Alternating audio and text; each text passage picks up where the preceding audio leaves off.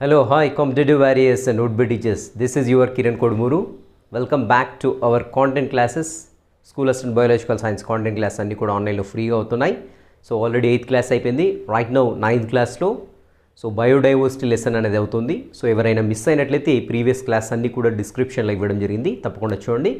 So late చేయకుండా మన సెషన్లోకి enter అయిపోదాం. సో ఈరోజు వచ్చేసి ప్లాంట్ కింగ్డమ్ యొక్క క్లాసిఫికేషన్ ఏంటి, వృక్షాలను ఎలా వర్గీకరించారు, అసలు దేని బేస్ చేసుకొని వర్గించారు, సో వృక్షాల్లో ఎన్ని రకాలు ఉంటాయి ఏంటి అనే విషయాన్ని పరిశీలిద్దాం ఒకసారి. సో వృక్షాల వర్గీకరణ చూసినట్లయితే బాగా గుర్తుపెట్టుకోవాలి. సో ఇవి వచ్చేసి ఏకకణ అయిన కావచ్చు, లేదంటే బహుకణ నిజకేంద్రక జీవులు. గుర్తుపెట్టుకోండి, ఏకకణ లేదంటే బహుకణ నిజకేంద్రక జీవులు. So these could be unicellular and multicellular eukaryotic organisms, right. ఇక్కడ మనకు వృక్షరాజ్య వర్గీకరణ చూసినట్లయితే ముందుగా దీనిలో దేన్ని బేస్ చేసుకుని వృక్షాలను వర్గీకరిస్తారు, అది వెరీ ఇంపార్టెంట్ పాయింట్, గుర్తుపెట్టుకోండి. సో ఆహారం పొందే విధానం, ఇంకా చూసినట్లయితే ప్రత్యుత్పత్తి అవయవాలు,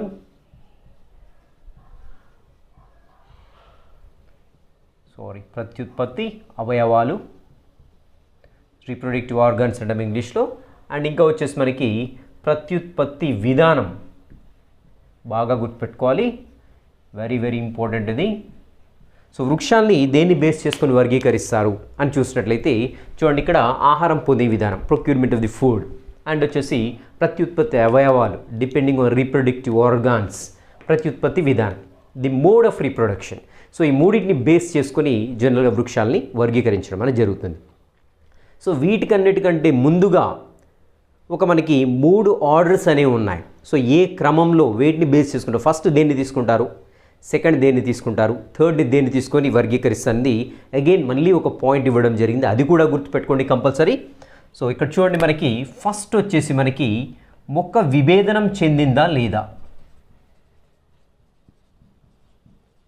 సో మరి మొక్క విభేదనం అంటే ఏంటి? So differentiation of the plant. So మనకు తెలిసిందే మొక్కలో ఏమేం భాగాలు ఉంటాయి, మనందరికీ తెలిసిందే, వేరు కావచ్చు, కాండం కావచ్చు, పత్రాలు కావచ్చు. ఇలా ఒక మొక్కని చూడగానే సో ఇది వేరు, ఇది కాండము, ఇది పత్రాలను గుర్తుపట్టినట్లయితే సో ఆ మొక్క విభేదనం చెందిన మొక్కగా గుర్తించవచ్చు. అంటే దీన్ని బేస్ చేసుకుని మొక్క విభేదనం చెందిందా, ఏ రకంగా ఉంది, నిజమైన పత్రాలున్నాయా, నిజమైన కాండం ఉందా, నిజమైన వేరు ఉందా, లేకుంటే సూడో ఉందా, అసలు వేరు పత్రాలు కాండం లేనే లేదా అనేటువంటి దీన్ని బేస్ చేసుకొని సో ఫస్ట్ ప్రయారిటీ చూడండి, ఇక్కడ మొక్క విభేదనానికి ఇస్తారు, రైట్. సో సెకండ్ ప్రయారిటీ వచ్చేసి ప్రసరణ కణజాలం ఉందా లేదా. సో ప్రసరణ కణజాలం ఉందా లేదా, సో వాస్కులర్ టిష్యూ ఉందా లేదా. సో ఏంటి ప్రసరణ కణజాలం, మనందరికీ తెలిసిందే. ప్రసరణ కణజాలం అనగానే దారువు మరియు పోషక కణజాలం గుర్తొస్తుంది. సో కొన్ని మొక్కల్లో ఈ నాళికా కణజాలం అనేది ఉండదు, కొన్ని మొక్కల్లో ఉంటుంది. సో సెకండ్ ప్రయారిటీ ఏంటంటే ప్రసరణ కణజాలం ఉందా లేదా అనేటువంటి అంశాన్ని బేస్ చేసుకొని చేయడం జరుగుతుంది. నెక్స్ట్ వచ్చేసి విత్తనాల ఉత్పత్తి, సో సీడ్ ప్రొడక్షన్, అసలు ఆ మొక్క విత్తనాలను ఉత్పత్తి చేస్తుందా లేదా అనేటువంటి ఈ 3 కీలక అంశాలని ముందుగా దేనికి ప్రయారిటీ ఇచ్చారు, సెకండ్ దేనికి ప్రయారిటీ ఇచ్చారు, థర్డ్ ప్రయారిటీ దేనికి ఉంది, కంపల్సరీ అభ్యర్థులు గుర్తుపెట్టుకోవాల్సినటువంటి అంశాలు. సో క్వశ్చన్ ఇట్లా తయారు చేయడానికి మనకి స్కోప్ ఉండేటువంటి భాగం కాబట్టి ఖచ్చితంగా గుర్తుపెట్టుకోండి, ఓకేనా. సో ఇది వచ్చేసి మొక్కల్ని దేన్ని బేస్ చేసుకొని వర్గీకరిస్తారు అనేటువంటి అంశం, రైట్. సో ఇక్కడ మనకి మొక్కల్లో చూసినట్లయితే కొన్ని మొక్కలు వచ్చేసి విత్తనాలను ప్రొడ్యూస్ చేస్తాయి, విత్తనాల్ని ఉత్పత్తి చేస్తాయి, ఉత్పత్తి చేసి వాటి యొక్క ప్రత్యుత్పత్తి ద్వారా కృత మొక్కని ఉత్పత్తి చేస్తూ ఉంటాయి. సో మరి కొన్ని మొక్కలు చూసినట్లయితే విత్తనాల్ని ఉత్పత్తి చేయకుండా సిద్ధ బీజాలను ఉత్పత్తి చేస్తాయి.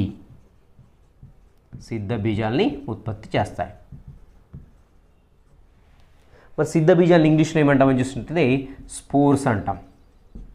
సో మనకు తెలిసిందే ఇవి వచ్చేసి సీడ్స్ అంటాం. సో మరి ఈ స్పోర్కి ఈ యొక్క సీడ్కి డిఫరెన్స్ ఏంటని చూసినట్లయితే దీంట్లో ఆహారం నిల్వ ఉండదు కాబట్టి సైజ్ అనేది చిన్నగా ఉంటుంది. గుర్తుపెట్టుకోండి, స్పోర్స్ కూడా కొత్త మొక్కలు ఉత్పత్తి చేస్తాయి, విత్తనం కూడా కొత్త మొక్కను ఉత్పత్తి చేస్తాయి. బట్ ఇక్కడ విత్తనాల్లో ఏంటంటే ఆహారం నిలువ ఉంటుంది, ఆహారం నిలువ ఉంటుంది కాబట్టి దీని యొక్క సైజ్ అనేది పెద్దదిగా ఉంటుంది, గుర్తుపెట్టుకోవాలి. సో సాధారణంగా ఈ యొక్క విత్తనాలు ఏవైతే ఉన్నాయో అలా విత్తనాలు ఉత్పత్తి చేసేటువంటి మొక్కల నుండి వచ్చేటువంటి విత్తనాలు చూసినట్లయితే సైజులో పెద్దగా ఉంటాయి. ఇవి వచ్చేసి మనకి ఆహారాన్ని నిలువ చేస్తాయి కాబట్టి దాని యొక్క సైజ్ అనేది పెద్దగా ఉంటుంది. సో సిద్ధ బీజాలను ఉత్పత్తి చేసే మొక్కలు వచ్చేసి మనకి ఆహారాన్ని, వాటి యొక్క సిద్ధ బీజాలు ఆహారం ఉండదు కాబట్టి చాలా మైన్యూట్గా ఉంటాయి, చాలా చిన్నవిగా ఉంటాయి. సో మరి ఇలా విత్తనాలను ఉత్పత్తి చేసే మొక్కలు, అంతేకాకుండా ఇక్కడ సిద్ధ బీజాలను ఉత్పత్తి చేసే మొక్కలు. సో ఎగ్జాంపుల్స్ క్లియర్గా ఇవ్వడం జరిగింది మనకి. ఫెర్న్ మొక్క కావచ్చు, మాస్ అంటే మనకు తెలిసింది ఒడిసే. సో వర్షాలు బాగా పడ్డప్పుడు తడిగా ఉన్నప్పుడు మనకి నాచు లాగా పెరుగుతూ ఉంటుంది, దాన్ని మాస్గా చెప్పుకుంటుంటాము.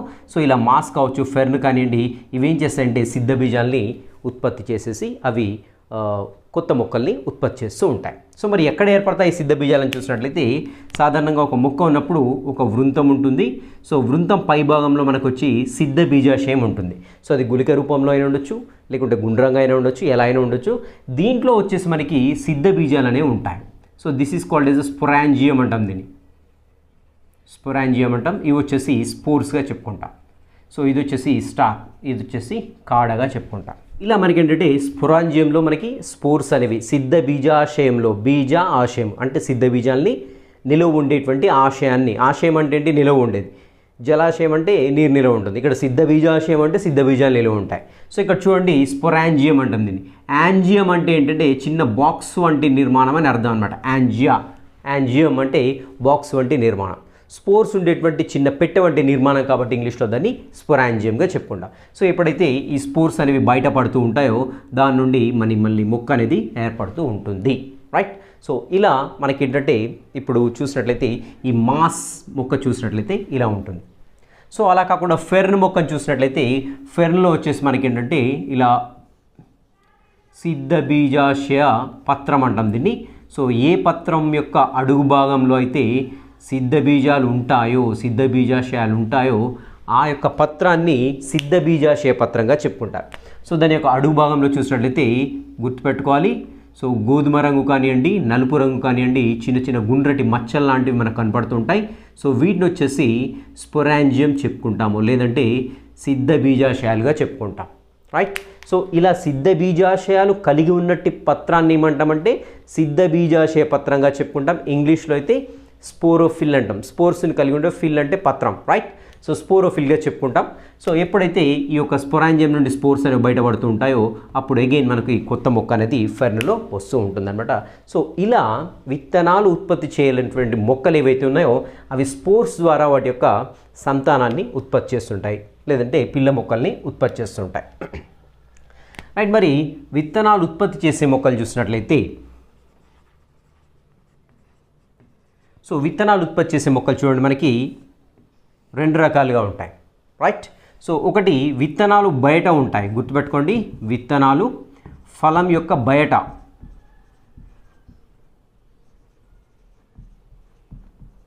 ఫలం యొక్క బయట ఉంటాం. సో అలాంటి మొక్కల్ని ఏమంటామంటే జిమ్నోస్పోమ్స్ అంటాం.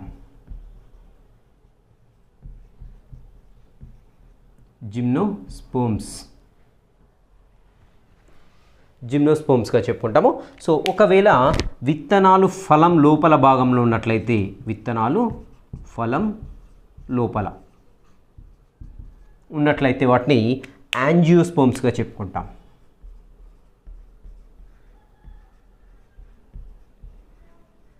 యాంజియోస్పోమ్స్గా చెప్పుకుంటాం, రైట్. సో వీటిని వచ్చేసి వివృత బీజాలు అంటాం తెలుగులో, వివృత బీజాలు. సో వీటిని వచ్చేసి మనం తెలుగులో ఆవృత బీజాలు అంటాం, గుర్తుపెట్టుకోండి. ఆవృత బీజాలుగా చెప్పుకుంటాం. సో ఇక్కడ మనం చూసినట్లయితే, సో ఇక్కడ ఈ టర్మ్స్ కన్ఫ్యూజ్ కాకండి, వెరీ సింపుల్. నేను ఈజీగా ఒకటి చెప్తాను మీకు. జిమ్నో అంటున్నాను ఇక్కడ. సో జిమ్నోస్పోమ్స్ అంటే గుర్తుపెట్టుకోండి. జిమ్నో అంటే దాని అర్థం ఏంటంటే నేకెడ్ అని అర్థం, నగ్న అని అర్థం. జిమ్నో అంటే నేకెడ్. సో మామూలుగా జిమ్కి వెళ్ళేటువంటి సల్మాన్ ఖాన్ ఏం చేస్తాడో, షర్ట్ ఇప్పేసి తన మూవీలో ఏంటంటే తన యొక్క బాడీని ఎక్స్పోజ్ చేస్తూ ఉంటాడు, అంటే బయటికి చూపిస్తూ ఉంటాడు. జిమ్కి వెళ్ళేటువంటి వారికి కండలు ఉంటాయి కాబట్టి వాళ్ళు తమ యొక్క బాడీని బయటికి ఎక్స్పోజ్ చేస్తున్నారు. సో ఇక్కడ కూడా గుర్తుపెట్టుకోండి, జిమ్కి వెళ్తున్నారు, సో బయటికి చూపించాలి. సో విత్తనాలు అనేవి ఫలం యొక్క బయటి భాగంలో ఉంటాయి, అలా గుర్తుపెట్టుకోండి. జిమ్నో అంటే యాక్చువల్గా మీనింగ్ ఏంటంటే నేకెడ్ అని అర్థం, స్పర్మ్ అంటే విత్తనము అని అర్థం అనమాట. సో విత్తనాలు బయట ఉన్నట్లయితే దాన్ని జిమ్నోస్పోమ్స్, లేదంటే వివృత అంటే లేకపోవడం, గుర్తుపెట్టుకోండి. వివృత అంటే ఓపెన్, సో వివృత రక్త ప్రసరణ వ్యవస్థ అంటాం, ఓపెన్ టైప్ సర్క్యులేటరీ సిస్టమ్ అంటాం, రైట్. సో వివృత అంటే ఓపెన్. సో ఓపెన్ అంటే ఏంటి? ఓపెన్, ఇక్కడ సీడ్స్ అనేవి బయట ఉంటాయి. సో ఆంజియో అంటే బాక్స్ అని చెప్పాను ఇంతకుముందే నేను. ఆంజియో అంటే బాక్స్, స్పర్మ్ అంటే ఏంటంటే సీడ్స్, విత్తనాలు. సో యాంజియోస్పర్మ్స్ అంటే ఏంటంటే మనకి, సో విత్తనాలు ఒక బాక్స్ లోపల, బాక్స్ అంటే ఏంటి? ఫలాన్ని ఒక బాక్స్ అనుకున్నట్లయితే ఫలం లోపల విత్తనాలు ఉంటాయి కాబట్టి వీటి యాంజియోస్పర్మ్స్ అంట. ఆవృత అంటే ఆవరించి ఉండడం. దేన్ని ఆవరించి ఉంటుంది? ఏం ఆవరించి ఉంటుందంటే విత్తనాన్ని ఆవరించి ఫలం ఉంటుంది కాబట్టి యాంజియోస్పర్మ్స్ని ఆవృత బీజాలుగా చెప్పుకుంటాం. సో ఇక్కడ చూడండి, యాంజియో అని ఇక్కడ వచ్చిన బాక్స్, పొరాంజియో, యాంజియో ఇక్కడ కూడా వచ్చింది చూడండి, ఇక్కడ బాక్స్ అని చెప్పాను, ఇక్కడ కూడా బాక్సే. సో యాంజియోస్పర్మ్స్ అంటే ఆవృత బీజాలు, జిమ్నోస్పర్మ్స్ అంటే వివృత బీజాలు, రైట్. సో ఇంకా మనకి ఈ యొక్క విత్తనాల్లో ఫలదళం ఆధారంగా, విత్తనాల్లో ఫలదళాల ఆధారంగా మనకి రెండు రకాలుగా విభజిస్తాం. సో ఫలదళాలకు బీజదళాలు. సో విత్తనాలు ఏముంటాయి? మనకి బీజదళాలు ఉంటాయి. సో ఈ బీజదళాల ఆధారంగా అగైన్ మొక్కలు మళ్ళీ మనకి ఏకదళ బీజాలు ఉంటాయి, నెక్స్ట్ వచ్చేసి ద్విదళ బీజాలు ఉంటాయి, గుర్తుపెట్టుకోవాలి. ద్విదళ బీజాలు ఉంటాయన్నమాట. సో ఏకదళ బీజం అంటే తెలిసిందే మనకి, సో మోనోకాటిలిడాన్స్ అంటాం. సో ఏదైతే విత్తనం పగలగొట్టినప్పుడు ఒకే బీజదళం ఉంటుందో దానికి ఏకదళ బీజంగా చెప్పుకుంటాం, రైట్. సో ఆల్రెడీ మనకి వచ్చింది, ప్రీవియస్ లెసన్లో వచ్చింది. సో మొక్కజొన్న గింజలు నైట్ అంతా నానబెట్టి గట్టిగా ఒత్తినప్పుడు ఒక వైట్ స్ట్రక్చర్ అనేది బయటకు వస్తుంది, దాన్ని పిండం ఎంబ్రియో అంటాం. And rest of the part ఏదైతే ఉందో దాన్ని కాటిలిడాన్ అంటాం అనేసి ప్రీవియస్ సెషన్స్లో ఎక్కడో చెప్పుకోవడం జరిగింది. సో అలా ఏకదళ బీజాలు అంటే ఒకే బీజదళం ఉన్నట్లయితే దాన్ని ఏకదళ బీజాలుగా చెప్పుకుంటాం. సో ద్విదళ బీజాలు అంటే ఏంటంటే ఒక విత్తనంలో వచ్చేసి మనకి రెండు బీజదళాలు, if 2 cotyledons are present in a seed, such plant is known as a dicotyledon plant అని చెప్పుకుంటూ ఉంటాను. సో ఇవి వచ్చేసి సో విత్తనాల ఆధారంగా, సో విత్తనాలు ఎక్కడ ఉంటాయనే ఆధారంగా, విత్తనాలు ఉండేటువంటి బీజదళాల ఆధారంగా, నెక్స్ట్ మొక్కలు విత్తనాలను ఉత్పత్తి చేస్తాయా సిద్ధ బీజాలను ఉత్పత్తి చేస్తాయనే ఆధారాన్ని పట్టేసి మొక్కలు ఈ రకంగా విభజించడం జరుగుతుంది. అంతేకాకుండా మొక్కల యొక్క విభేదనాన్ని, అంటే అది విభేదనం ప్రదర్శిస్తే వాటినన్నింటి ఒక గ్రూప్గా, విభేదనం ప్రదర్శించకుండా వాటినన్నింటి ఒక గ్రూప్గా విభజించడం జరిగింది. ఓవరాల్ ఒకసారి చూద్దాము ఎలా క్లాసిఫై చేస్తారో మొక్కలు అనేది చూద్దాము. మరి ముందుగా వృక్షరాజ్య వర్గీకరణ ఏ విధంగా ఉందో చూద్దాము. వృక్షరాజ్యం, సో ఈ వృక్షరాజ్యాన్ని రెండు భాగాలుగా విభజించడం జరిగింది. సో ఒకటి వచ్చేసి పుష్పించని మొక్కలు, సో నాన్ ఫ్లవరింగ్ ప్లాంట్స్ అంటాము. సో వీటిని క్రిప్టోగ్యామ్స్ అంటాం, గుర్తుపెట్టుకోండి, క్రిప్టోగ్యామ్స్. నెక్స్ట్ వచ్చేసి పుష్పించే మొక్కలు, గుర్తుపెట్టుకోవాలి. రెండోది వచ్చేసి పుష్పించే మొక్కలు, సో వీటిని వచ్చేసి మనము ఫెనిరోగ్యామ్స్ అంటాం. సో ఇక్కడ మనకి చాలా వరకు కన్ఫ్యూజ్ అవుతుంటే ఒక్కోసారి క్రిప్టోగామ్స్ అనగా పుష్పించేవా, ఫెనిరోగామ్స్ అనగా పుష్పించేవా, ఇలా కన్ఫ్యూజ్ అవుతుంది. సో వెరీ సింపుల్, ఇక్కడ ఫెనిరో అంటే ఫన్నెల్ గుర్తుపెట్టుకోండి. ఫెనిరో అంటే ఫన్నెల్ గుర్తుపెట్టుకోండి. ఫన్నెల్ అంటే గరాటు, రైట్. సో ఈ గరాట్ ఏంటి? మనకి ఫ్లవర్ లాగా కనపడుతుంది కదా. సో ఒక స్టాక్ ఉంటుంది మనకి, ఇలా ఒక కాడ ఉంటుంది, ఒక ఫ్లవర్ లాగా కనపడుతుంది కాబట్టి ఇది పుష్పించే మొక్కలు ఫెనిరోగ్రామ్స్ అంటే. సో గుర్తుపెట్టుకోండి, ఒక్కటే గుర్తుపెట్టుకోండి, ఫెనిరోగ్రామ్స్ అని గుర్తుపెట్టుకోండి, క్రిప్టోగ్రామ్స్ అని రెండు మాత్రం గుర్తుపెట్టుకోకండి, రైట్. సో ఫెనిరోగ్రామ్స్ అంటే ఏంటంటే పుష్పించేటువంటి మొక్కలు. సో ఇక్కడ క్రిప్టో అంటే క్రిస్టల్ అని గుర్తుపెట్టుకోండి. క్రిస్టల్ అంటే ఏంటంటే మనకు తెలిసిందే, క్రిస్టల్ సాల్ట్ అంటే ఏంటి? రాళ్ళ ఉప్పు అంటాం. సో రాళ్ళ మాదిరిగా క్రిస్టల్ అంటే రాళ్ళు, క్రిప్టో క్రిస్టల్ అలా గుర్తుపెట్టుకోండి. రాళ్ళకైతే పుష్పాలు పూయవు కదా, అంటే పుష్పించనివి అవి, అలా గుర్తుపెట్టుకోండి, రైట్. సో ఇక్కడ మరి పుష్పించని మొక్కలు ఏ విధంగా తరువాతి తరాలను ఉత్పత్తి చేస్తాయంటే దీంట్లో విత్తనాలు ఏర్పడవు, గుర్తుపెట్టుకోవాలి, విత్తనాలు ఏర్పడవు. మరి ఏం ఏర్పడతాయని చూసినట్టయితే స్పోర్స్ ఏర్పడతాయి, సిద్ధ బీజాలు అనేవి ఏర్పడుతూ ఉంటాయి. మరి పుష్పించే మొక్కలు ఏంటి? పుష్పిస్తాయి, అదేవిధంగా దీంట్లో విత్తనాలు ఏర్పడతాయి, కొత్త మొక్కని ఉత్పత్తి చేస్తూ ఉంటాయి. గుర్తుపెట్టుకోవాలి. సో ఇక్కడ పుష్పించే మొక్కలకి బుక్లో ఎగ్జాంపుల్ ఇవ్వడం జరిగింది, గుర్తుపెట్టుకోండి కంపల్సరీ. సైకస్ ఒకటి ఇవ్వడం జరిగింది, పైన్ ట్రీ ఒకటి, మామిడి ఒకటి, నెక్స్ట్ వచ్చేసి మందార. సో ఇవి మనకు తెలిసిందే, ఎందుకంటే మామిడి మందార మన కళ్ళ ముందు పుష్పాలు చూసాము. బట్ ఇక్కడ సైకస్ పైన్కి వచ్చేసరికి అలా కన్ఫ్యూజ్ అవుతుంది, కాబట్టి ఇవి రెండింటి మీద బాగా ఫోకస్ చేసుకోండి. సో పుష్పించే మొక్కలకి ఉదాహరణకు ఫెనిరోగ్రామ్స్కి మన బుక్లో ఇచ్చింది సైకస్, పైన్, మామిడి, మందార. మీరు గుర్తుపెట్టుకోవాల్సింది ఇవి రెండు బాగా గుర్తుపెట్టుకోండి, cycas and pine, right. So మరి ఇక్కడ పుష్పించే మొక్కలు, పుష్పించని మొక్కలు ఏవైతేనో వాటిని అగైన్ మనం 3 భాగాలుగా విభజించడం జరిగింది. సో మనందరికీ తెలిసిందే థాలోఫైటా, బ్రయోఫైటా, నెక్స్ట్ వచ్చేసి టెరిడోఫైటా.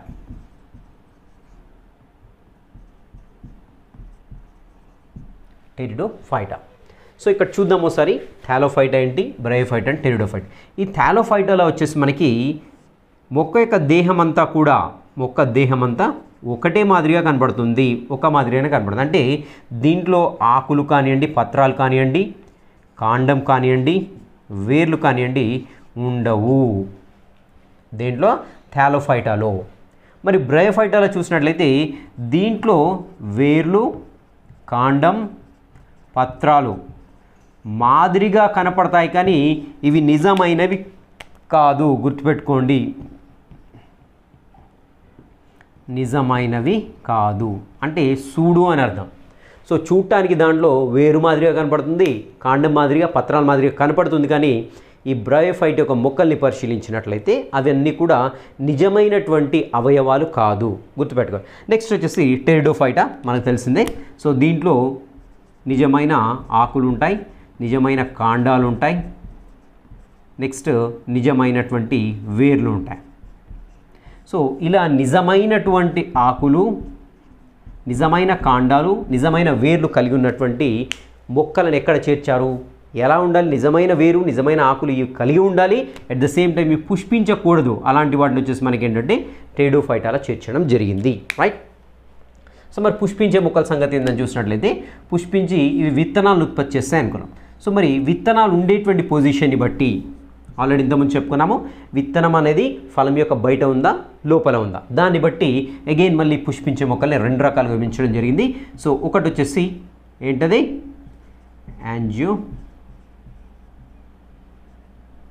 యాంజియోస్పోమ్స్, నెక్స్ట్ వచ్చేసి అదేవిధంగా జిమ్నోస్పోమ్స్.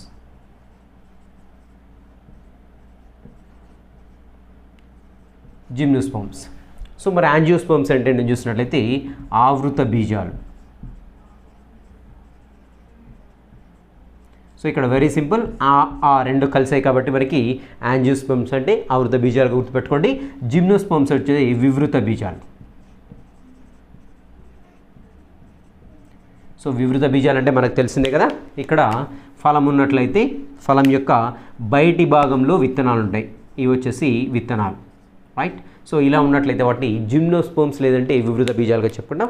మనందరికీ తెలిసిందే స్ట్రాబెర్రీని చూడండి, స్ట్రాబెర్రీ చూసినట్లయితే ఆ బెర్రీ యొక్క పై భాగంలో మనకు విత్తనాలు ఉంటాయి, అలాంటివన్నీ కూడా మనం జిమ్నోస్పోమ్స్ కింద చెప్పేసుకుంటాము. నెక్స్ట్ యాంజియోస్పోమ్స్ వచ్చి ఇది ఫలం అనుకున్నట్లయితే ఫలం లోపలి భాగంలో విత్తనాలు ఉంటాయి. ఆల్రెడీ చెప్పాను యాంజియో అంటే బాక్స్ అని చెప్పాను, లేదా చిన్న పెట్టె వంటి నేను లోపల ఉన్నట్లయితే వాటిని యాంజియోస్పోమ్స్గా చెప్పుకుంటాం. అగైన్ మనకి యాంజియోస్పోమ్స్ వచ్చి వాటిలో ఉండేటువంటి బీజదళాన్ని బేస్ చేసుకొని అగైన్ 2 రకాలు విభజించడం జరిగింది. సో మనకు తెలిసింది ఒకటి వచ్చేసి ఏకదళ బీజాలు, రెండోది వచ్చేసి ద్విదళ బీజాలు.